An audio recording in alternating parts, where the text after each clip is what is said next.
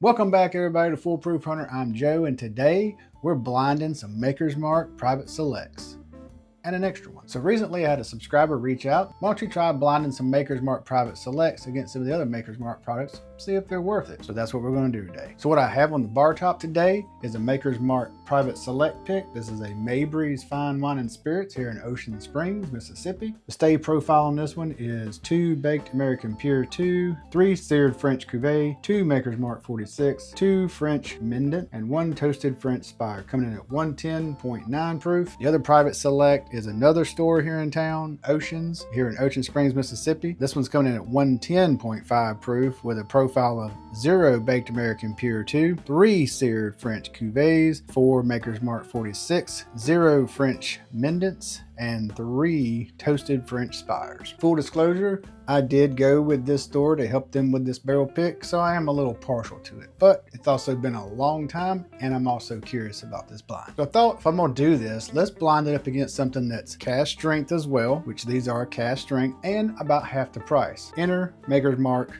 cask strength. This is their new age stated. This one's coming in at 7 years, 3 months. 112.8 proof. The batch size on this one, 378 casks, hand rotated and hand selected.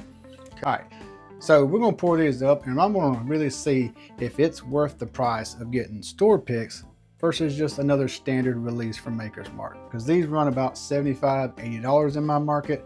This runs about 40, 45 bucks. I like all three of these, but I haven't blinded them yet. So let's get to it. So the one thing that does suck about trying to do a blind by yourself, especially with multiple glasses, is I pretty much have to do everything myself. So I know what bottles are going in. I'm just not going to know which order they're in. But I do put a sticker on the bottom that corresponds to a legend, which will be here. I'll fold this up, put it off to the side. I'll speed all this up just so y'all don't have to sit here and watch me do this.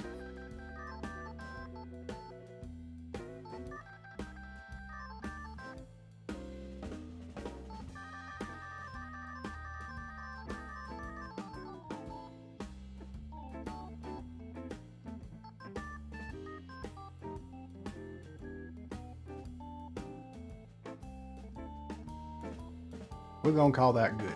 All right, so I'm gonna call this glass 1, 2, 3. All right, so I'm gonna rapid fire this. Most people know what Maker's Mark tastes like, and then some of this. This is really just to see what the difference is here. So I'm gonna nose these real quick, put a quick score on it, then we're gonna taste them real quick, put a quick score on it. I'm not gonna give a whole bunch of flavor notes, just which one I enjoy more, and then maybe I'll dive into it a little bit more. Glass number 1.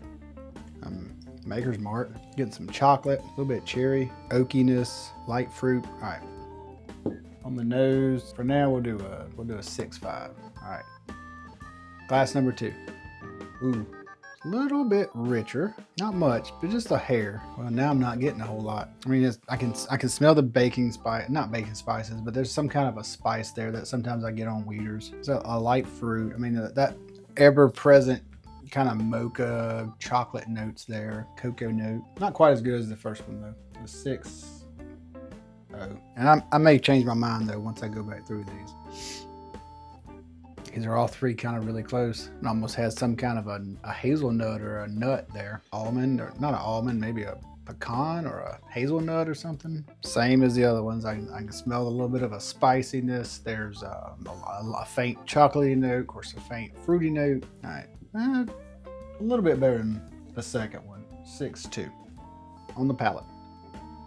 First sip of the day. There's a spiciness to it, the proofiness, right? It's delicate, sweetness. Of course, there's an oakiness there, slight cherry, fruitiness. Mouthfeel on it's pretty nice. Finish is long lasting. I'm still getting it. Not a whole lot of chocolate on that one. We'll give it an initial 6.2. I'm a pretty harsh judge. So glass number 2.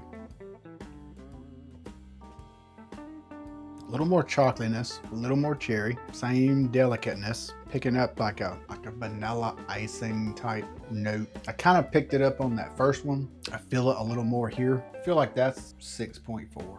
Glass 3. I feel like there's a little more body there. They all have a great mouthfeel. They all have a good finish. They all three linger on pretty well. There's a little more of a chalkiness to that one. Cocoa or a cacao. That bright fruitiness is there. Oakiness. buttercream kind of frosting thing going on there with the vanilla. I give that a 6.5.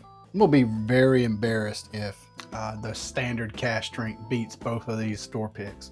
I'm gonna be completely honest with you guys. All three of these are close in profile. They really, really are. I also keep this in mind. I really like Maker's Mark products. I enjoy Maker's Mark products. The Maker's Mark 101 is one of my go-to mixers when I'm making old fashions and other mixed drinks where I'm using bourbons. And I love store picks because of the different flavor profiles you can get out of them. For some reason today, my palate may be off. These are all three tasting very similar. Very similar amount of proof, very similar flavor notes. I'm just having a hard time deciphering between them. And so that now I've went through all three, now I'm gonna dive in a little bit.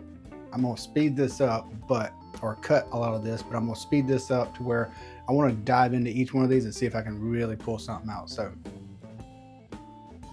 oh yeah, now the chocolate's coming out of this one. I just splashed it in my eye. Wow, that burns. Tears of joy. Maker's Mark burns when it's in your eyes.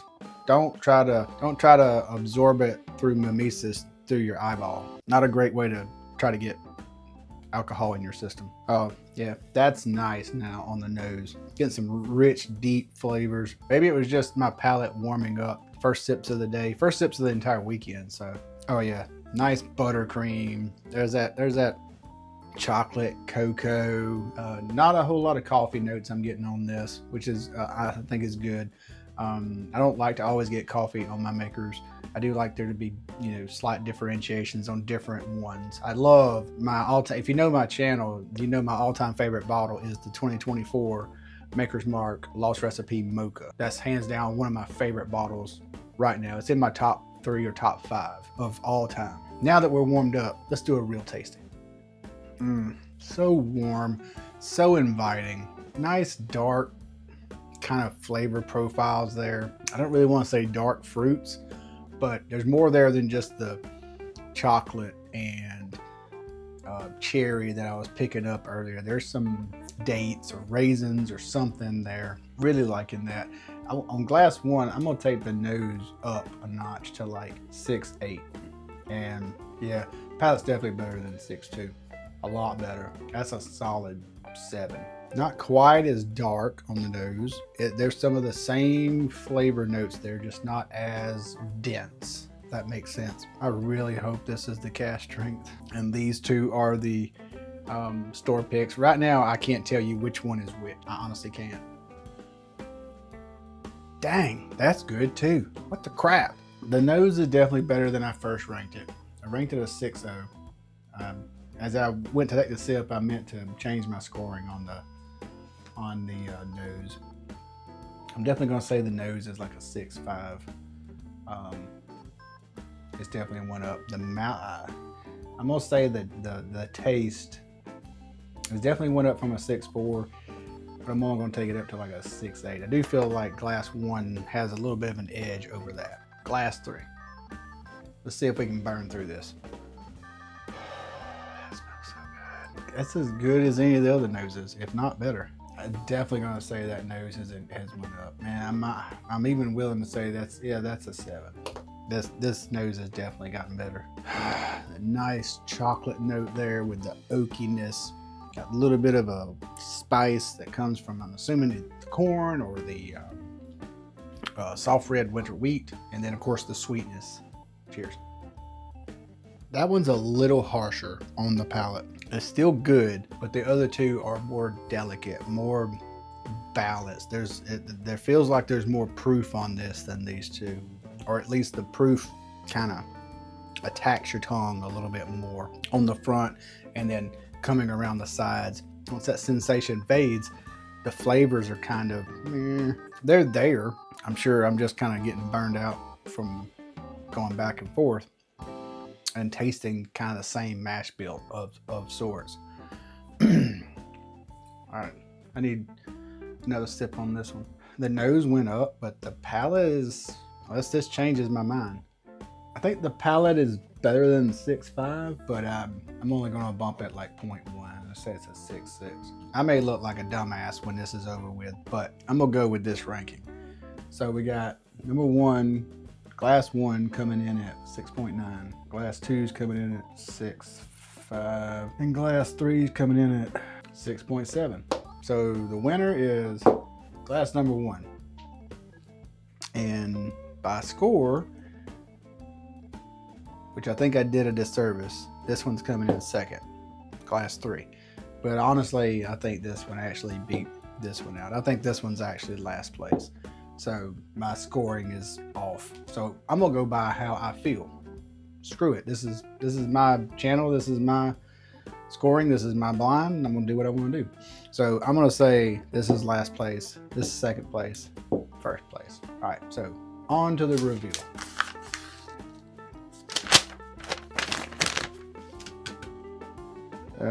So let's go with third place.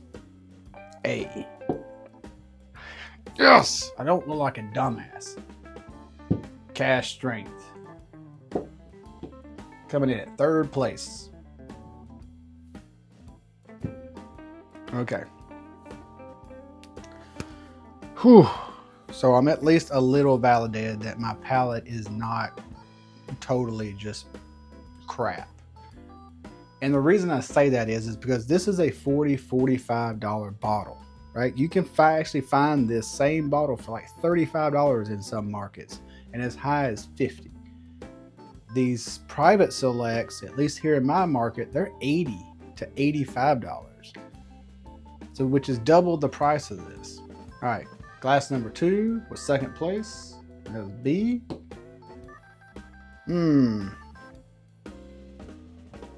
That's the Ocean's pick. So that's the pick that I went on and helped with. And okay, I'll take that. I'll take that. At least my palate tells me that my palate is at least this good because I helped pick this bottle. And at least, I don't know what it says, but I guess what I'm trying to say is at least I was part of a barrel pick that beat this. And this is just their standard cask strength release with a little bit more age on it. So I feel at least a little validated. Whether I am or not, I feel that way. And first place is the Mabry's pick. So now one thing, I do frequent both of these stores a lot here in my town. And when I was talking to Dr. James Mabry about their pick, he said that where a lot of people mess up when they're doing these store picks is they focus on 1, 2, or 3 staves and not the entire profile. In his mind, you need to use at least most of, if not the entire profile, and kind of spread that balance across all those staves to get a good, different balance of profile of spice, proof, flavors, mouthfeel, finish, etc. So maybe he's on to something. I don't know. But I'll tell you this, I'm at least happy that the pick that I was involved in came in second. Me and my novice palate helped with those guys on this pick. So I'm happy with that. I'm happy with the way this turned out. I'm really glad that I didn't pick this one as first place over the others. I don't know what that would have said about store picks or about my own palate. So at least I can say that. So this has actually been really fun. If you've enjoyed this, don't forget to smash that like button. Drop some comments down below. That really helps the channel out. Don't forget to subscribe if you haven't already, if you're enjoying the content. Let me know what you thought about this blind. What could I do better in the future? Yeah, this has been really fun. Really appreciate you guys hanging around. If you made it to the end of the video, I really appreciate you. Appreciate your support. And until the next one, cheers, y'all.